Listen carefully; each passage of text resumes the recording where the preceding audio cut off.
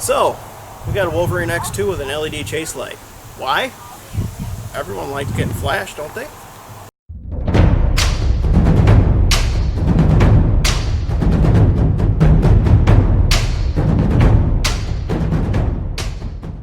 What's going on, Troll Nation? Jeff here again with Off-Road Trolls. Today we have a 30-inch Xsprite LED chase light for our X2.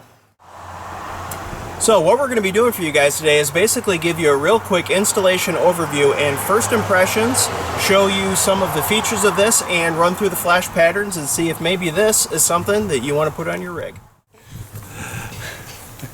Sorry about the noise, guys. We are shooting right next to a road, and it is a fairly busy road. Alright, we picked up this light bar from Amazon.com. If you think you like what you see here, we're going to put a link in the description below to where you can pick this up. Now, when you get this light, there are several different options. There are length options, there are color options, whole 9 yards. The reason that we actually went with this, now this one is going to be red, amber, white, amber, red. Now, the reason we went with that is because of a few reasons. One, as you can see, in muddy situations, these things get clogged up real quick. Even on dusty roads, these things are absolutely horrible. So what this light bar is going to do, these red lights on the outsides are actually red run lights all the time, and with an additional wire can actually be turned into brake lights. So we're going to have run brake lights here and most likely covered up run brake lights here. Now our amber inners are actually a strobe pattern. 7 different patterns. We'll actually run through those for you guys a little bit later. And the center here is white. We're actually going to be hooking that to our reverse lights, which will also double as a cargo light later on down the road. Now, something that I was unaware of when I purchased this that I want to make sure everybody knows about: the run, turn, brake lights and the cargo light are only operable when the main power is turned on, which means you have to be running your flashers all the time to get your run, turn, brake lights. That was something I was unaware of when I purchased this. It was listed as independently controlled, and the way that I took that was that I could have my run, turn, brake lights and my cargo light running all the time and only have my amber lights on when I hit that toggle switch. That's not the case. These babies run all the time, so keep that in mind.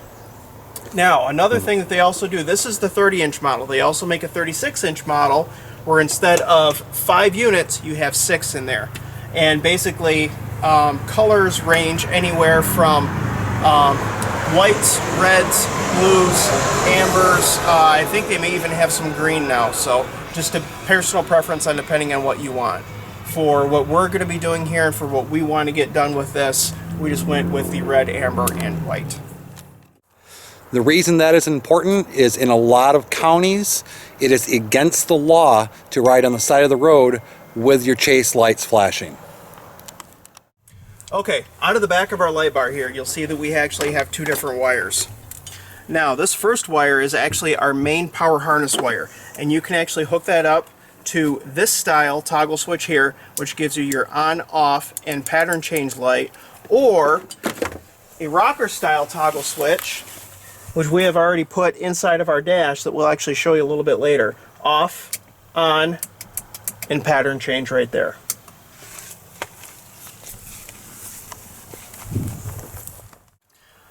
Alright, our next wire that comes out of this bar is going to be a little 4-pin harness. What this guy does is gives you your brake light activation, your center light activation, which in our case is going to be the cargo light or reverse light, and these 2 are for turn signals. Now when you do the turn signal on these, it will actually kill the running light, flash the turn signal, and when the turn signal is done, it'll kill the light and then bring your running light back up, so you get a really good contrast. Now, we don't have the turn signal kit on this unit, so we're not going to be doing those. We're just going to be doing run, turn, and then cargo lights. We have this mounted to our plastic roof. Yes, we do. 3 reasons for that. 1, this roof is temporary. There's actually a dip in the front. Yamaha is warrantying that for us, so I don't really care. 2, if you watched our initial video of this and our first impressions, you will remember that next spring, this is not my unit anymore. This is actually going to move on to my parents. My wife and I are going to move on to bigger and better things. I didn't want to drill into this crossbar here to mount this. They might not want holes in that later on down the road. Third reason, bought myself a wonderful little set of roll bar mounts for lights. Well, guess what? Thanks, Yamaha. This is not a standard size. It's not 2 inch, it's not 1 3/4, it's a little bit in between. So, my kit that I got that does 1, 1.5, 1 3/4, and 2 inch bars does not work. Therefore, it's on the plastic. Alright, couple things that will actually really help you get started before you start running your wires. One, take out your center console. This is actually really easy to do. You have 3 push pins on this side. You have 4 push pins on this side. You have 1 10mm bolt, it's a hot day in Michigan, folks. You have 1 10mm bolt right here in the back. Grab the back, lift it up, pulls right out. Easy peasy. Next thing to take off, get your doors out of your way. These are security style T40 Torx. Home Depot hook you right up for those. Okay, we got things started off camera just to save a little bit of time here. So just to kind of give you guys an update and get you up to speed on what we did. These little plugs right here are just rubber in the Wolverine. They just pull right out. And your regular rocker switches can go in here. Now, being we had these mounts, we decided to go with the rocker switch from Xsprite. Now, the switch actually comes pre-wired with everything you're going to need. It will come with this pigtail right here and a fair amount of power wire that we actually ran up under the hood. So we'll show you where we did that. Okay, when you pop your hood off of your X2, you're met with this little guy right here. Well, behind here is where you're going to need to get your power. So you have 4 10mm bolts right here and 5 Allen bolts right up here. Pop those off. You're going to want to stretch out and straighten your vacuum lines that run here and here, and this will just pull right out. Make sure you unplug your turtle. Very important.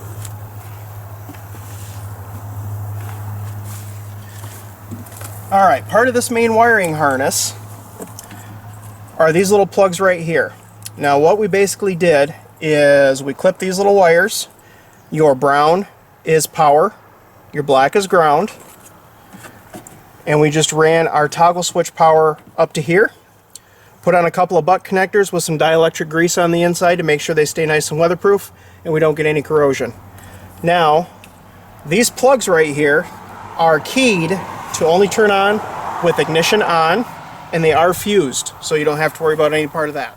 Okay, so to run our power through to our dashboard switches, we can actually follow this clutch air intake right down to the bottom there, and if we can get this camera to focus good enough, you'll actually see with that plug, it'll actually pop through right in through to the cabin.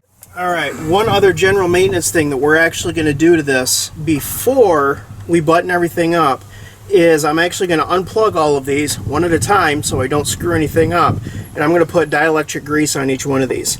They do come with silicone boots on there, but I'm going to put the grease on there just to be on the safe side. Okay, so we have all of our power wired in, we've tested our toggle switch, we've tested our light before we go any further, everything's good. So we're actually come to the point where we're going to be tying in our brake lights and our reverse light. Now, because of the shortness of the pigtail coming off of the light itself and the length of the tie-in wires themselves, we're actually going to have to tie this in back here underneath our box. So what we're going to do is we are going to remove just a little bit of this sheath right here, and we're going to use our test light to determine which one of these wires is our brake light and which one of these wires is our reverse light. And then we're going to tack everything together with these heat shrink weatherproof connectors. For those wondering why we're doing this outside and not in the garage where we did the oil change video, it is 90 some degrees in northern Michigan today, and it is about 120 degrees inside his garage. It's a lot nicer in the shade. 462% humidity. Alright guys, I just screwed up so you don't have to. This wire bundle here, this is not your run, brake, turn. Don't touch those. I had to reseal everything up. So what we're going to do is we're actually going to now test all of these wires to figure out which one is our brake light and which one is our reverse light. So we'll let you know. So what we found is that coming out of the back of the box, your green wire is your reverse light and your brake light is the yellow wire with a blue stripe. So what we're going to do is we're going to snip those. We're going to bare some wire on each end, and we're going to use our weatherproof heat shrink butt connectors to tap in our wires. Okay, so here's what we did. We took our wires for our brake light and our reverse light, and we tapped them in to our lights that actually run to the back of the box. Now before we heat shrink these, we're actually going to test it to make sure everything works right. Okay, and remember what I said before, these don't actually work unless you have power to the bar. So, power works, our running lights are on, we have brake lights,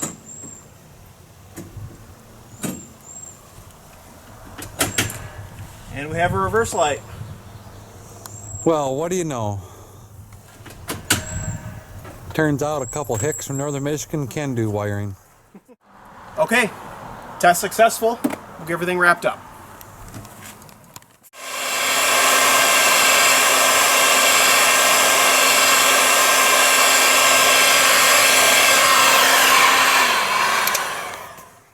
Okay, we're in the final stretches now. So what we're going to end up doing is we are going to take our plug here and we're actually going to run it alongside of this existing wire through these existing hold downs, and we're actually going to run it into here, and then our light bar wires we're going to run up along our roll bar down underneath the seat, or I'm sorry, behind the seat, and we're actually going to drop it down through the grommet hole for the seat belt, run it along this plastic, and make our connections to our switch. So for now, all we have to do is button everything up. We'll be good to go. All right, everyone, so that's going to wrap it up. We have everything working. We're starting to run our wires. We got a bunch of plastics to button up. You're not interested in that. So let's run you through some of our patterns here and see what you get. So we have our solid. Alternating. We have our fast oscillation. Double. Back and forth, single flash, and this one here alternates between oscillating and single flash, like so. And then we have long oscillation,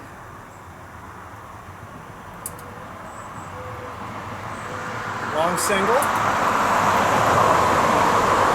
solid flash. More cars going by. Thank you, VFW Road. Appreciate that. And back to solid. So, that's what you get. First impressions. I think she's going to work well. Hope you like what you see. Don't forget to like, subscribe, hit that notification button so when we get more stuff coming out, you'll be notified. Once again, I'm going to remind you, check back. We got about 750 miles on this thing now. Full review coming very, very, very soon. I know I said that about a month ago. Stuff happens. Once again, thanks again to Osborne Synthetics for helping us out with some stuff.